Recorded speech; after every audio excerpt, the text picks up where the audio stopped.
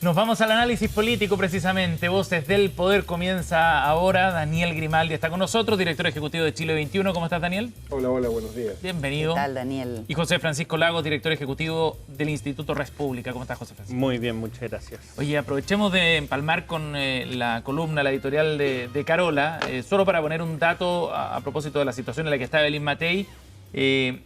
A fines del año pasado, no hace mucho rato, marcaba 26 puntos, lideraba las encuestas, largamente superaba a José Antonio Kast, 18 puntos de ventaja, y de ahí en más, bueno, ya lo hemos visto, ahora Evelyn Matei está en cuarto lugar en la última edición de esta encuesta CADEM, y José Antonio Kast es quien se ha transformado en la fuerza más importante dentro de la oposición, al menos eso es lo que muestran distintos sondeos.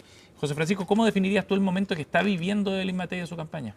Yo diría que es un momento crítico, entre otras cosas porque el liderar tanto tiempo la encuesta no es una cosa fácil. Uno se transforma como en el blanco de todas las críticas y en algún momento vimos como un cúmulo de dime y direte entre la campaña de Evelyn Matei y también el gobierno, por ejemplo, donde respondía la vocera de gobierno y vimos esa situación de la quita del micrófono y todo eso. Pero además le agregaría que hay una especie de desorientación en la campaña respecto a dónde están las prioridades. Me llamó la atención una nota que salió el fin de semana respecto a que habían incorporado al equipo digital recién en mayo de este año y antes había casi que un voluntario mediodía para hacerse cargo de toda la versión digital de la campaña de Evelyn Matei. Me parece que en los tiempos actuales, sobre todo cómo está la comunicación, es un poco tarde. Por otro lado, la estrategia finalmente del último tiempo de hacer el punto respecto a las redes sociales, esta querella fallida y todas estas cosas que ocurrieron, finalmente, bueno, con la información que tenemos hoy día pareciera que resultó ser un paso en falso, donde el foco se pierde, ya no se hablan de las propuestas, que eso ya es muy difícil en sí mismo, sino que se centran en una polémica donde finalmente desde el propio sector de Chile Vamos terminan desentendiéndose desde el minuto uno. O sea, una vez que hace esta declaración Evelyn Matei, hay descolgados inmediatamente parlamentarios que van a ser los que se supone que son la base de apoyo para la elección presidencial. Entonces, en ese panorama lo calificaría de crítico y estos días de aquí, sobre todo al 18 de agosto, donde se van a definir las inscripciones de candidaturas parlamentarias, me parece que lo que pase cada minuto o cada día es absolutamente crucial. Daniel. Bueno, yo creo que esto es producto de un desgaste que se viene dando hace varios meses de la candidata y es, digamos, un poco asombroso ver cómo alguien que estaba tan bien posicionado puede hacer una campaña tan desorganizada, tan fluctuante, sin un norte claro, cambia de posición, no identifica al parecer su adversario. Está muy raro eso. Entonces, creo que el llevar tanto tiempo en campaña le está pasando la cuenta, pero puede ser un poco más que eso. Y particularmente con su carta a Sebastián Edwards, me parece a mí que siempre es positivo reconocer los errores, las fallas, sobre todo cuando son en temas tan delicados como esto. Ahora, queda siempre un manto de duda porque en el 99 ella dio una entrevista a un medio extranjero donde sostenía exactamente lo mismo. También en su campaña, un poco unas semanas antes, le hizo un guiño también a Kaiser. Parece que es como oportunista su estrategia siempre. ¿Dónde está la opinión pública? Ah, me rechazaron, entonces corrijo. ¿Dónde está mi posible aliado? Entonces se corre hacia allá y me parece que para una candidata que lleva, así yo, 40 años en política, no es aceptable, no se ve bien, se ve... Y pareciera que el contraste además con José Antonio Kast en ese punto es bien Evidente, nítido y le favorece al candidato Kast republicano. va en una línea, no se sale de su estrategia, lo que muestra que tiene bien claro su objetivo. A Matei se la ve dubitativa, entonces emergen naturalmente las dudas si es que esta carta es sincera, no, si es una estrategia. Como lo dije recién, antes dio exactamente lo mismo, posiblemente piensa así. Yo creo que se le salió bien de dentro de su alma. Mucha gente piensa así en la derecha.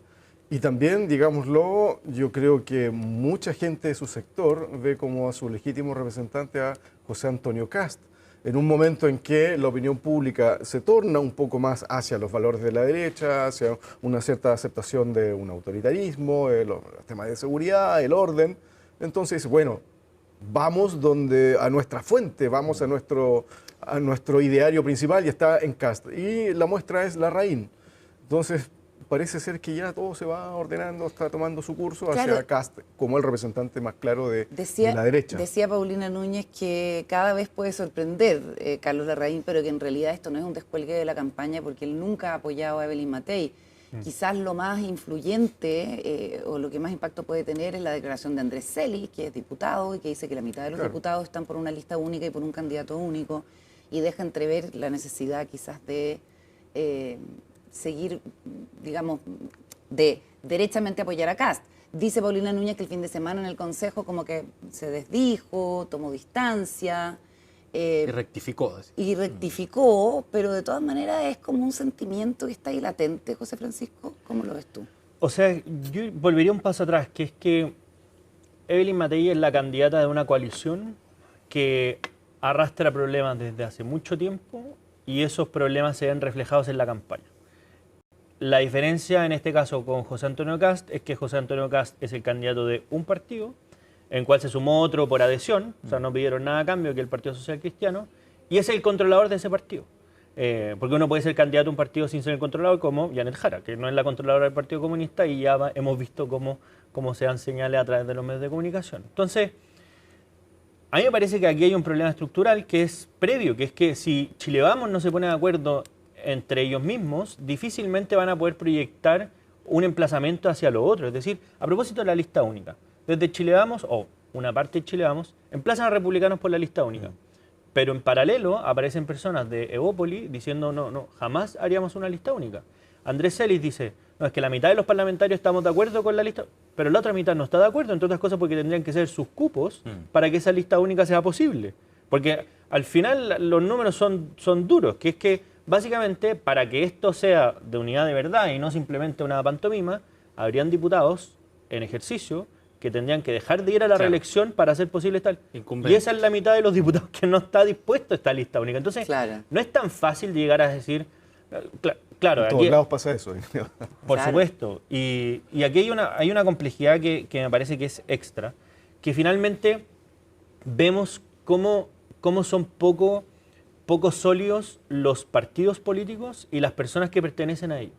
Es decir, hay un escenario difícil, que es una elección donde una candidata que no va punteando la encuesta, inmediatamente empiezan los descuelgues. Y los descuelgues no son bien, pues no es decir, oye, mira, yo por razón egoísta debería irme con el candidato que más está marcando los votos. No. Aquí hay una diferencia de fondo. ¿Y se le ocurrió ahora? ¿A 4 meses antes de las elecciones presidenciales? ¿No se le ocurrió cuando la candidata iba primera en la encuesta? Entonces, a mí todas estas cosas como de principios que calzan justo con un tiempo muy adecuado me hacen sospechar. Daniel. Yo la pregunta que me hago al final es si es que gana Matei o Kast, si van a gobernar juntos. Y la respuesta casi evidente es obvio, van a gobernar juntos. Entonces, todo esto yo creo que se va a solucionar pronto. Los parlamentarios van a llamar a terreno a los que están intentando hacer una pelea destructiva, porque al final de cuentas van a tener que convocarse para la segunda vuelta. Y lo más claro es que... está la idea, perdona Daniel, de que la carrera parlamentaria es mucho más importante quizás que el ganar la presidencial. Es lo que dice hoy día también José Miguel Castro, diputado de RN. Claro, lo dijo Ibañez, un importante empresario del sector también el fin de semana, y también varios más lo hemos sostenido, que es fundamental la parlamentaria porque los quórums se bajaron. O sea, el que tiene 4/7 en el Parlamento puede tener su nueva constitución sin plebiscito. Sin proceso constituyente. Sin proceso constituyente. Entonces, es particularmente importante tener una coalición sólida y que se mantengan los equilibrios.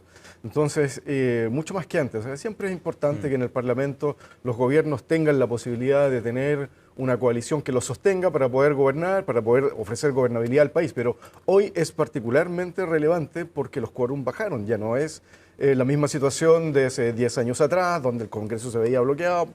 No.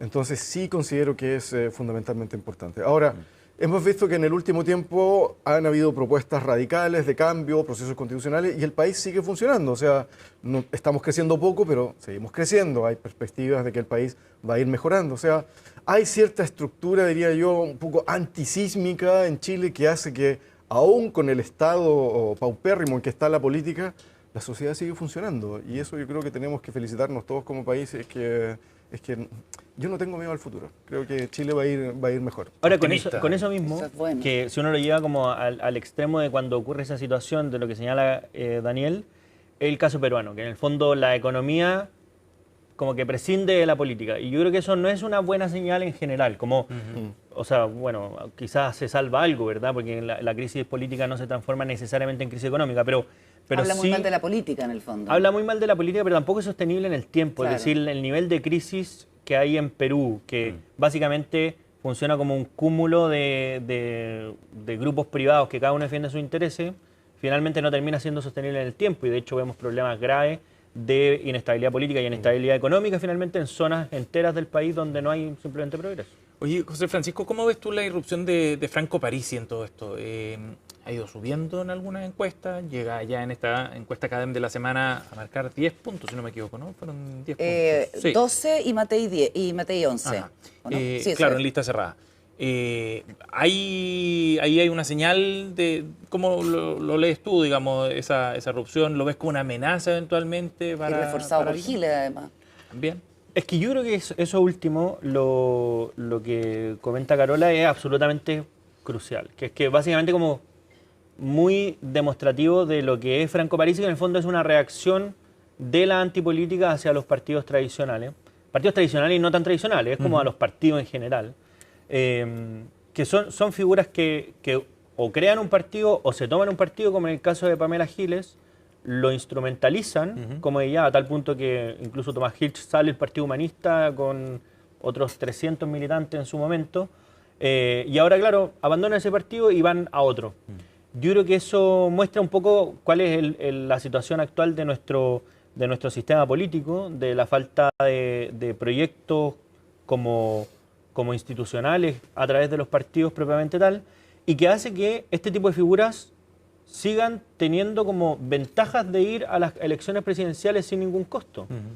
Ahora, me parece que el caso de Franco Parisi es una cuestión como para analizar detalladamente, porque hoy día son circunstancias distintas a la vez pasada.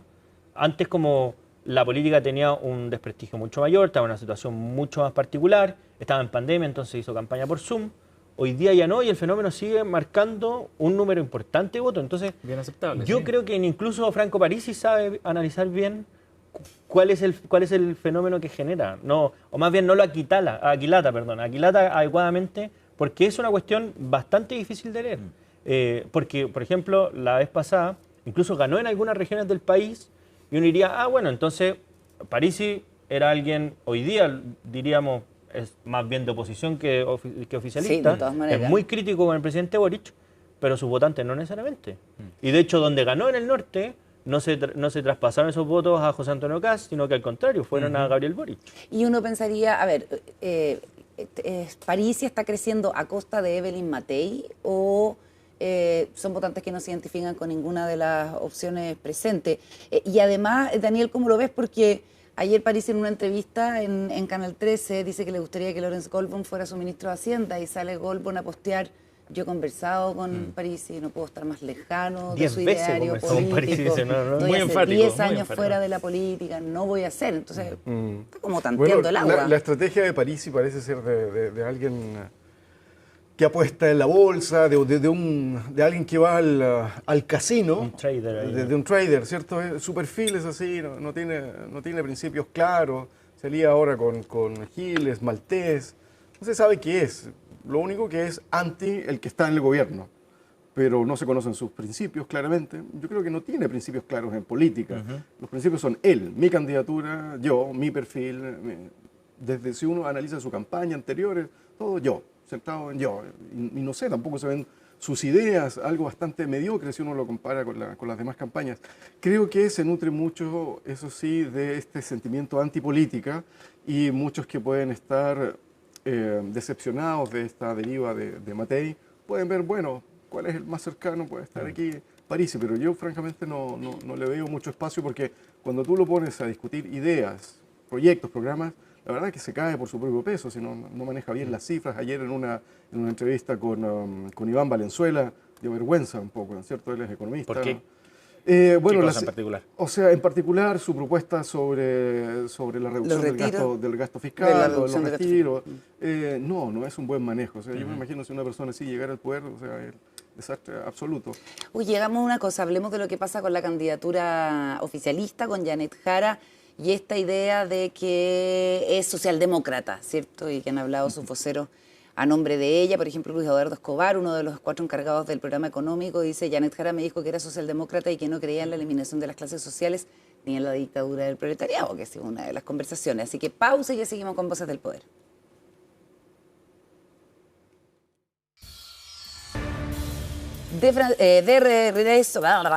Como día lunes. De regreso en la Cuesta partir la semana, Carola. Perdón, Menos mal no te pasó lo que en otra radio. Está difícil. No sé si era el exabrupto. Sí, no. No lo invoque, José Francisco Lagos y Daniel Grimaldi también acá presentes. Estamos hablando sobre la credencial socialdemócrata de la candidatura oficialista de Janet Jara. ¿Cuán creíble es esto que apoya uno de sus encargados de economía versus quienes dicen la candidata ha militado desde los 14 años, el Partido Comunista no es socialdemócrata? Claro, y no es socialdemócrata por definición. O sea, esto es bien claro porque el Partido Comunista puede estar dentro de un contexto democrático, pero en la fundación de ese partido está la lucha de clase, la dictadura del proletariado, o sea, está como... Y de hecho, cuando los partidos comunistas abandonan esa idea que ha pasado, por ejemplo en España, dejan de ser partidos comunistas, como se funden en otras cosas y surgen otros proyectos. En Chile no ha pasado eso, y de hecho si uno va a la declaración de principio del Partido Comunista, eso no ha ocurrido, no ha habido ese cambio. Se sigue ratificando su carácter marxista-leninista. Exactamente. Entonces, decir que ahora, nuevamente es como lo que conversábamos en el bloque anterior, que en un contexto electoral haya cambiado profundamente sus convicciones, cuando desde los 14 años militaba en un mismo partido, casi dejan ver la militancia de Janet Jara como si esto fue una cosa azarosa, como, no, casualmente, pero no, aquí hay una convicción. De hecho, hay declaraciones de la propia Janet Jara hablando sobre la lucha de clases. Entonces, a mí no me gusta que se hable por los candidatos cuando Janet Jara en esta materia, como en defensa de ella también, no ha dicho nada al respecto. Yo creo que ella no se define sería raro que socialdemócrata. No, sería muy raro que ella se define como socialdemócrata. Bueno, Lo que aquí sí definió puede acá, pasar cualquier cosa, pero... Sí, totalmente. O Sí. sea, este ritmo... lo que sí lo que sí definió acá, cuando le preguntamos por esto, ¿cierto? Porque además el marxismo-leninismo cree que la democracia es como instrumental, ¿cierto? Claro. Para llegar a otro estadio. Sí, de hecho. Dijo que ella tenía muy claro que la democracia es la cancha donde había que jugar y eso, como que este es el orden institucional. Que uno no sabe si es algo, o sea, más bien uno tiende a creer que es algo que no comparte necesariamente liderazgos de su partido, ¿no? Daniel, perdón. Bueno, yo creo que la discusión sobre la socialdemocracia, el comunismo, el socialismo democrático es una discusión pendiente y que es muy poco seria por el momento. Se queda en la cuestión de los cartelitos. El cartel que se lo pegan a en eso se queda y no hay mayor trasfondo sobre estas definiciones. Ok, los políticos no son filósofos ni teóricos políticos como para tirarse una tesis sobre eso. Y de repente lo hacían en los años 60, 70, estaban más preocupados de eso. Hoy día absolutamente no. Yo creo que Janet Jara no es una socialdemócrata, pero sí es la más moderada de los comunistas. No sé si eso le alcance para decirse socialdemócrata o para considerarla socialdemócrata. Creo, como José Francisco dice, que hay unos principios del partido que te marcan. Entonces, si no es eso, entonces tiene que renunciar al partido, o si fuese candidata, o sea, si ganara, no la veo dentro del Partido Comunista, tendría que salir. Ahora, yo entiendo que para ella eso es poco relevante y que se centra su campaña en otra cosa. Dicho eso, creo también que es bastante interesante el fenómeno que pasa con la socialdemocracia en Chile, porque todos parecen ser socialdemócratas. Hoy día un amigo que tiene un partido en formación, el Partido Socialdemócrata, sacan una ficha y dice, bueno, somos mayoría, ganamos, son todos socialdemócratas. Claro. Desde Juan Sutil, Joaquín Lavín, Janet Jara, supuestamente, y parece que todos son socialdemócratas. Que todos han dicho que son socialdemócratas antes de una elección. Antes de una elección, claro. Entonces, yo creo que está haciendo en Chile el decirse socialdemócrata, el decirse moderado. No hay una... Se empieza a homologar el... Claro, socialdemócrata es ser demócrata y es ser moderado. Entonces, o alejarse de los extremos. Alejarse de los extremos, lo que es completamente no tiene nada que ver sí, con la definición teórica. Aparte que, si uno va en la historia de la socialdemocracia, hay momentos en que la socialdemocracia ha sido bastante radical, que ha tomado las armas incluso. ¿Ah, sí? Claro, en los años 20 en Alemania, tú tienes la lucha contra los nazis también.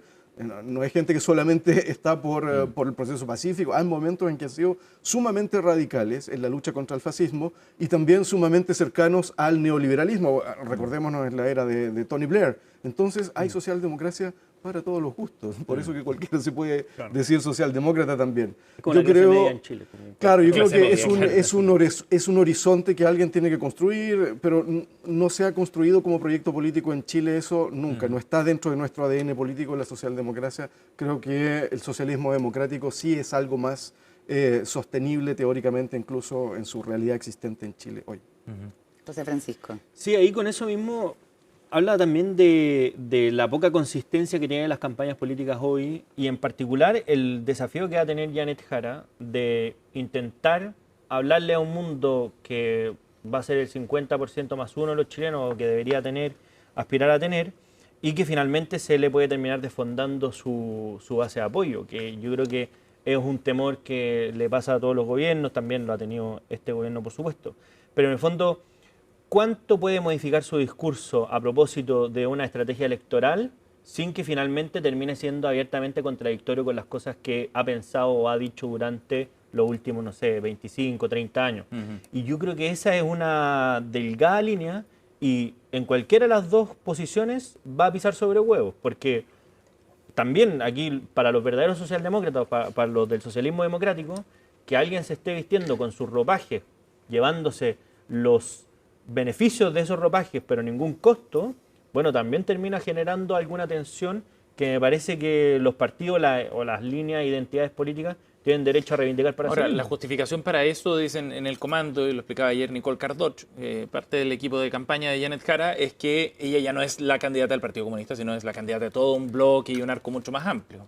Está bien, pero cuando hoy día vemos que los programas o las estructuras de campaña son tan febles, finalmente lo relevante es el carácter personal de los equipos. Entonces, si su carácter personal ha sido militante durante tanto tiempo, claro, uno pueden vender la promesa de que va a hacer algo distinto. Eso, o sea, está dentro del marco del marketing, ¿verdad? Pero lo real y concreto es que la convicción interior de ella, y por tanto es la que presumimos que va a gobernar durante, si es que gana la elección, bueno, pareciera que se va a parecer más al tiempo pasado y no al futuro. Oye, Daniel, ¿y crees tú que le puede generar problemas internamente en el que el Partido Comunista se empiece a sentir un poco incómodo con estas definiciones? Yo creo que sí, porque el Partido Comunista en su historia se ha mostrado como un partido bastante cuadrado, monolítico en esa discusión, o al menos no sale fuera de los muros del partido esta discusión. En todos los partidos, incluso en los más monolíticos que se conocen, siempre hay distintas corrientes. Otra cosa es que salgan esas diferencias hacia afuera. Y yo creo que ahora es un momento de la historia bien particular donde en el Partido Comunista se están viendo esta divergencia. ¿Quién puede decir que la postura de Jadwe, por ejemplo, es parecida a la de Janet Jara? Hay ahí dos posturas distintas que se reflejan. Hay grupos, nuevas generaciones que están poniendo otras cosas. Entonces, y sobre todo aquellos que han pasado por el gobierno en las últimas coaliciones. Entonces yo ahí veo un enclave de aquellos comunistas que han participado del gobierno, que saben las concesiones que hay que hacer, que saben los costos de estar, y otros que están en el Parlamento. Ahí hay una cierta dicotomía. Si eso va a llevar a una fractura o una división en el Partido Comunista, no lo sé. Yo creo que si es que eventualmente Janet Jara ganara la presidencia de la República, veo que ella saldría del Partido Comunista para evitar que ese sea el problema.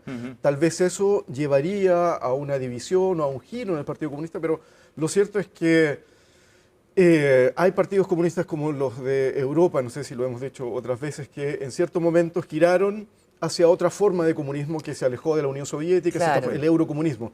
El Ese eurocomunismo giro, que habla de una democracia avanzada. una democracia Pero avanzada, ya claro. no de... Intentaron llevar a los comunistas chilenos en esa época, pero no hubo caso, porque los comunistas tenían como norte la Unión Soviética, la RDA, todo. tenían eso, y fue imposible para los italianos, para los españoles, llevar a los comunistas a eso. Bueno, tal vez, ya ha pasado mucho tiempo, tal vez el Partido Comunista ya pasó eso internamente, el participar del gobierno, y ahora tienen que sincerar solamente en sus principios lo que ha sido su práctica, porque en la práctica han sido muy moderados. Muy bien. Les vamos a agradecer a los dos, José Francisco Lagos y Daniel Grimaldi, la compañía esta mañana de lunes. Y ojo con lo que viene a continuación, porque vamos precisamente a ver en qué están los candidatos presidenciales que esta mañana tienen una cumbre como de regiones, Sí, de con el descentralización. foco en la descentralización, exactamente. En Concepción. Y ojo que el miércoles además van a tener un seminario del mundo minero, sobre la minería, donde evidentemente va a ser tema lo ocurrido en el Teniente y un análisis de eso también. Seguro, y hay otro organizado por el sector financiero también, ¿no? Sí, va a estar movida esta semana. Va a estar movida esta con semana. harto